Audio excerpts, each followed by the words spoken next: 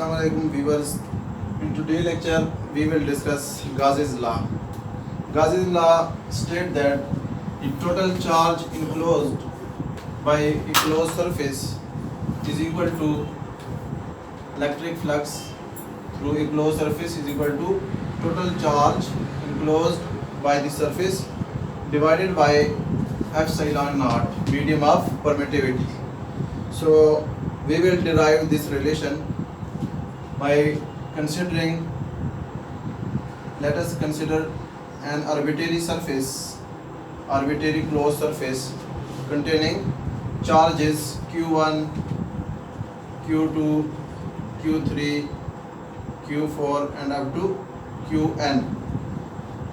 So the closed surface contains total number of charges qn, and the flux through flux due to charge q1 will be equal to flux phi1 is equal to q1 over epsilon naught, and the electric flux due to charge q2 will be equal to q2 over epsilon naught. Similarly, the electric flux through due to charge q3 will be equal to phi 3 is equal to q3 over epsilon naught. So in the same way, the electric flux through last charge qn will be equal to phi n is equal to qn over epsilon naught.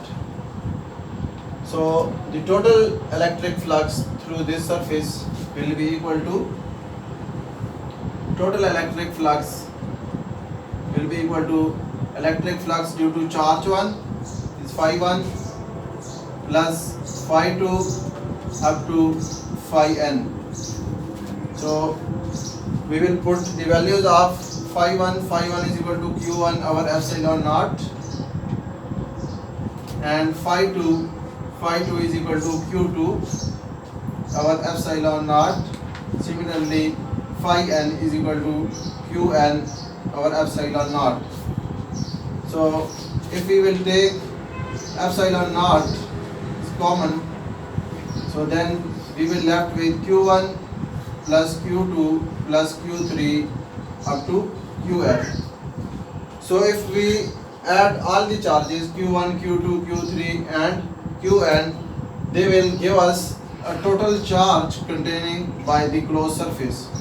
So these two, all the charges, sum of all the charges will be equal to q, where q is the total charge enclosed by that surface. So electric flux through any closed surface is always equal to total charge enclosed by the surface divided by epsilon naught. So this is the statement of Gauss's law.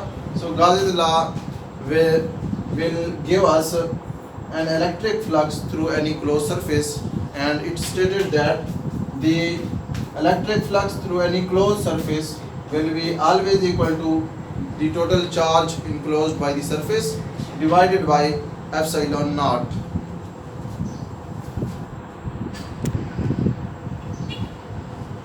Now we will discuss the application of Gauss's law. So we discuss first application of Gauss's law, electric flux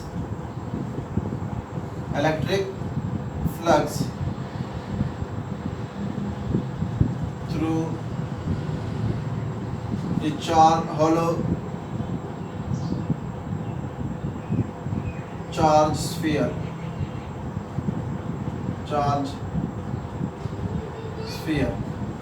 So electric flux through hollow charge sphere. So if we consider a hollow charge sphere just like a football is also a hollow charge sphere, and if we spread charges on the sphere, so all the charge will stick at the surface of the sphere. So all the charge will stick at the surface of the sphere, so there will be no charge in the inner side of the sphere. Now we have to consider a Gaussian surface in a spherical shape inside the sphere. Let the radius of the Gaussian surface is smaller and the radius of the sphere is capital R. So radius of sphere must be greater than the radius of Gaussian surface. And we have to find the total electric flux through this Gaussian surface. So as we know that because this surface is closed surface, so according to Gauss's law, the electric flux through any closed surface is always equal to charge enclosed by the surface divided by epsilon naught. So if we see here, so here charge is 0. Gaussian surface containing no charge because all the charge is spread across the surface of the sphere. In the inner side of sphere, no charge occurring. So total charge inside the Gaussian surface is 0. So if we put total charge is equal to 0 over epsilon naught, so we will get electric flux is equal to 0. 0 over epsilon naught will give us 0. So electric flux is equal to E dot A, dot product of electric field intensity and vector area A. So the dot product of E and A is 0. If we see here, so the area of Gaussian surface is not equal to 0 because it is a spherical surface and it has certain area. So area of Gaussian surface is not equal to 0. It means surely electric field intensity is 0 because the product of E and A is 0. So A is not equal to 0. It means E is surely 0. So electric field intensity inside a hollow charge sphere will be always equal to 0 because inside the hollow charge sphere there is no charge. All the charge always spread across the surface of sphere. So inner side of the sphere is always a chargeless medium, due to which the electric flux inside the hollow charge sphere and electric field intensity will be always equal to 0.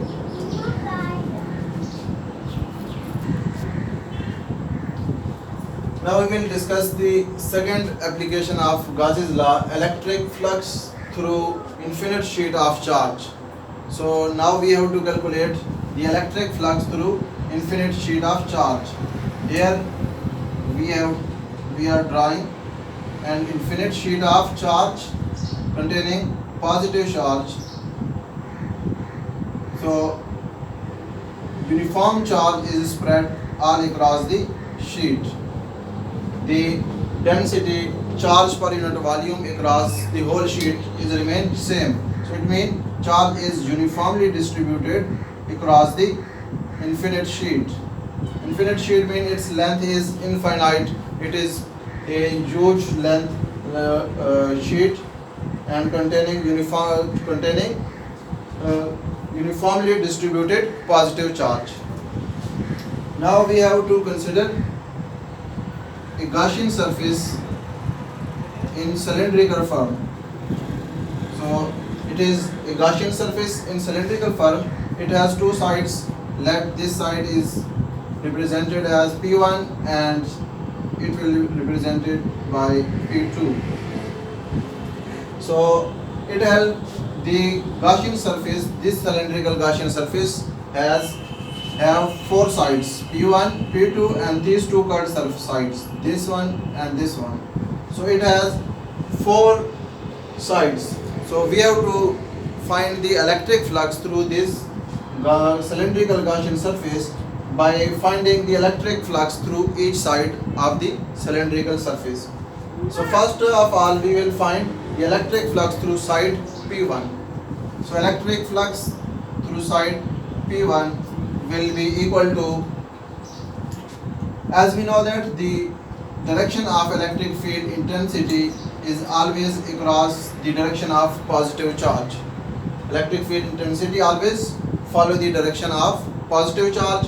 So the positive charge direction here is this. So electric field intensity, direction of electric field intensity will be here, and the normal area normal cross sectional area of the vector area of this side, just like marker, the cross sectional area of this side will be this. So the unit vector represented, normal unit vector represented the direction of vector area will be along the direction of electric field intensity. So both electric field intensity and normal vector of the area will have same direction. So the angle between both E and vector area will be 0 degree. So electric flux through this side will be equal to E dot A or EA cos 0 degree. So value of cos 0 degree is 1. So it will become E into delta A or A. So this is the electric flux through side P1.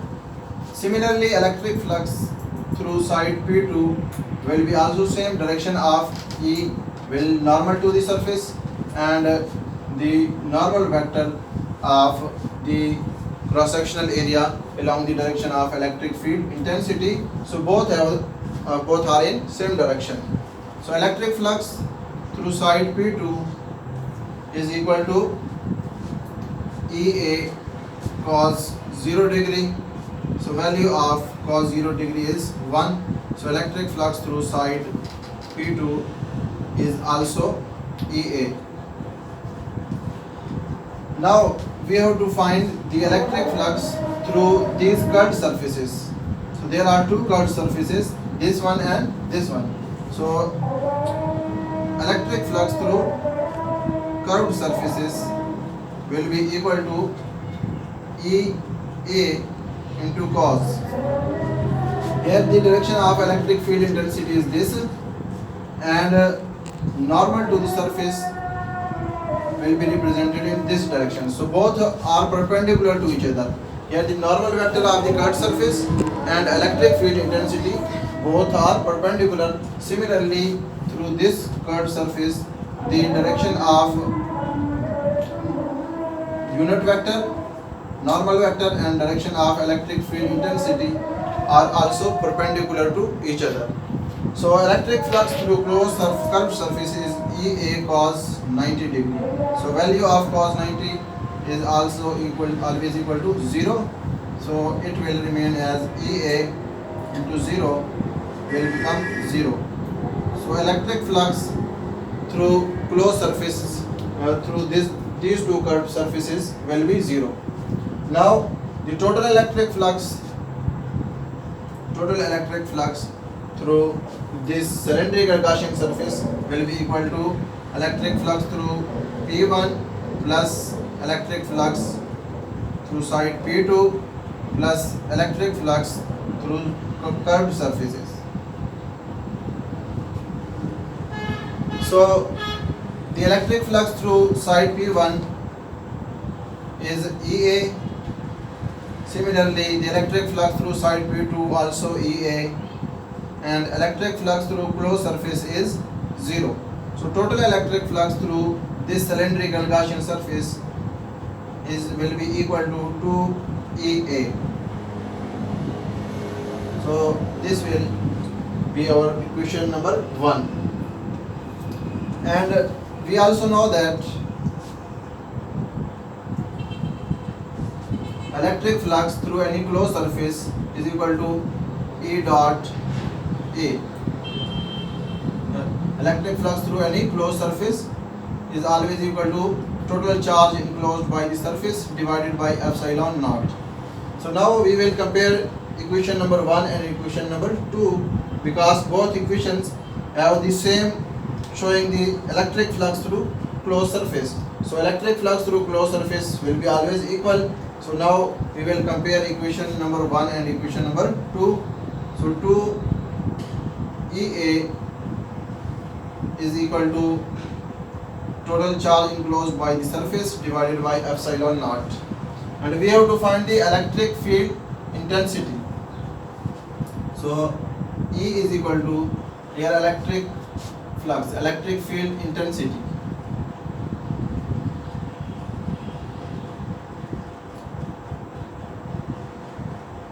we are finding electric field intensity through infinite sheet of charge. So electric field intensity through infinite sheet of charge will be equal to total charge enclosed by the surface divided by epsilon naught.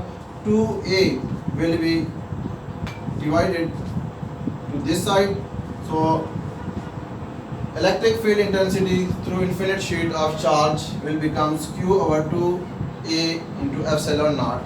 This charge per unit area will be represented by sigma. Sigma is charge density. So we will replacing charge per unit area with charge density sigma. So E is equal to sigma over 2 epsilon naught. So it is the electric field intensity through infinite sheet of charge. And if we will write it in, this is the magnitude of electric field intensity. Electric field intensity is a vector quantity. If we represent it as a vector quantity, then we will replacing here by unit vector R. So this is the complete electric field intensity through an infinite sheet of charge, which is equal to sigma over 2 epsilon naught into unit vector R. Unit vector R represents the direction of electric field intensity through through this surface. So if we consider a sheet which contains negative charge, uniformly distributed negative charge, then electric field intensity through an infinite sheet containing negative charge will be equal to minus sigma over 2 epsilon naught into unit vector R. So this is the electric field intensity through infinite sheet of charge containing negative charge, uniformly distributed. Negative charge is uniformly distributed all across the sheet, infinite sheet. So in this way we can find the electric field intensity through infinite sheet of charge.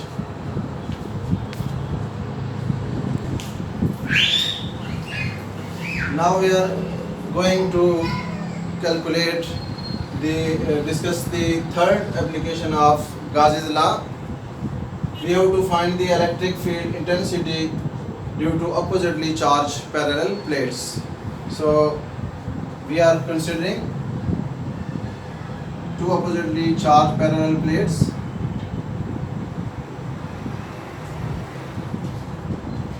One plate containing positive charge and the other plate containing negative charge. The direction of electric field intensity is always from positive to negative charge, because electric field intensity always follow the direction of positive charge. So it is the direction of electric field intensity from positive to negative charge. Now here we have to consider a rectangular shaped Gaussian surface.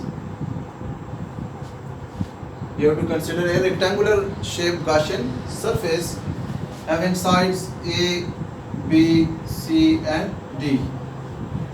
So this rectangular shaped Gaussian surface have four sides. So again we will find the electric flux through each side, and then we will sum up all these electric fluxes and we will get the electric field intensity through this Gaussian surface. So here from the surface, electric flux due from surface, Gaussian surface of side AB, electric flux through side AB will be equal to 0, because this side lies outside the electric field. Electric field is 0 at this side. So electric flux through this side will be equal to 0, because this side lies outside the electric field, outside the electric field. so it means electric field will be 0. So if electric field is 0, then electric flux definitely will be equal to 0, because electric flux is always equal to E dot A. So if E is 0, so then electric flux will be also 0. Now the electric flux through side BC and side AD will be also 0, because these sides lie perpendicular to the direction of electric field. The normal to this side will be equal to this, will be in this direction, and the direction of electric field intensity is this. So direction of electric field intensity and normal to the surface BC are perpendicular to each other. Similarly, normal to the surface AD is also perpendicular to the direction of electric field lines. So electric flux through side BC will be equal to electric flux through side AD, and both will equal to 0, because EA cos 90 degree. Angle between electric field intensity and normal to these surfaces are perpendicular to each other, therefore making an angle 90 degrees. So cos 90 is 0. So electric flux through these two sides will be also equal to 0. Now we have to find the electric flux through side CD. So electric flux through side CD will be equal to, here normal to this surface will lie in this direction, and electric field intensity lies also in this direction. So here through this side CD, the direction of electric field intensity E and normal vector are in the same direction. So the angle between electric field intensity and normal to the surface CD is are parallel to each other. So electric flux will be equal to EA into cos 0 degree. So cos 0 always gives 1. So electric flux through side CD is EA. Now the total electric flux through this Gaussian surface, this rectangular shape Gaussian surface. So total electric flux through this rectangular shape Gaussian surface will be equal to phi is equal to phi electric flux through side AB plus electric flux through side BC plus electric flux through side CD plus electric flux through side DA. So electric flux through side AB is 0. Electric flux through side BC also 0. Electric flux through side CD is equal to EA, and electric flux through side DA or AD is also equal to 0. So total electric flux through this Gaussian surface will be equal to EA. So it will become equation 1. And we also know that electric flux through any closed surface is always equal to charge enclosed by the surface divided by epsilon naught. So now comparing the equation 1 and equation 2, because both equation left hand side gives same electric flux through closed surface, so we can compare these two equations. So EA is equal to charge over epsilon naught, and we have to find the electric field intensity. So we will left electric field intensity this side, so Q over epsilon naught, and area will become here. So charge per unit area, again charge per unit area will be replaced by sigma charge density.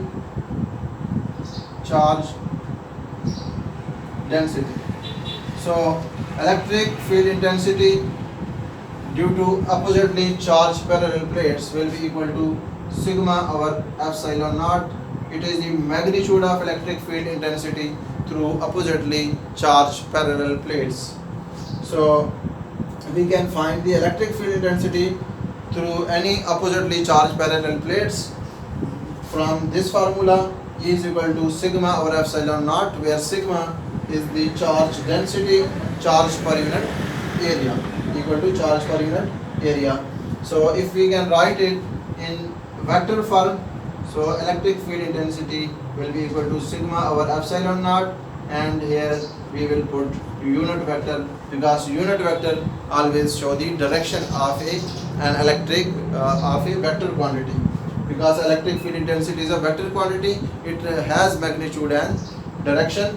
So the magnitude of electric field intensity is sigma over epsilon naught, and direction is represented by unit vector r. So summary of the lecture, we find, first of all we discussed Gauss's law. Gauss's law through a closed surface is always equal to total charge enclosed by the surface divided by epsilon naught. Summary of today's lecture. So first, electric flux through any closed surface is always equal to total charge enclosed by the surface divided by epsilon naught, and it first observed by Gauss. And second, we find the electric field intensity through a hollow charge sphere. So electric field intensity through hollow charge sphere is always equal to 0. And third point, we also calculate the electric field intensity due to infinite sheet of charge. Charge is uniformly distributed all across the sheet, and value of electric field intensity due to infinite sheet of charge is equal to sigma over 2 epsilon naught into unit vector r. And the fourth one, the last one, we calculate the electric field intensity due to oppositely charged parallel plates is equal to sigma over epsilon naught into unit vector r. So these three are the application of Gauss's law. Gauss's law. So electric field intensity through a hollow charge sphere is always equal to 0, and electric field intensity due to oppositely charged parallel plates will be always greater than the electric field intensity due to infinite sheet of charge, because here it is divided by 2. So the electric field intensity due to oppositely charged parallel plates will be always greater than the electric field intensity due to infinite sheet of charge. So I hope you can understand, and please don't forget to subscribe our channel and like our videos for more interesting and informative physics lectures. Thank you.